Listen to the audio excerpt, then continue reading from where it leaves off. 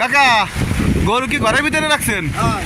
এই সমস্যা তো নেই, বারান্দায় গরু। আসসালামু আলাইকুম, কেমন আছেন সবাই? আশা করি ভালো আছেন। দেখেন ঘূর্ণিঝড় রেমালের তাণ্ডবে আরও একটা বাড়ি ডুবে গেছে। আপনাদের সবগুলোকে দেখানোর চেষ্টা করব। দেখেন খুবই পরিস্থিতি খুবই খারাপ, দেখানোর চেষ্টা করবো আপনাকে। দেখেন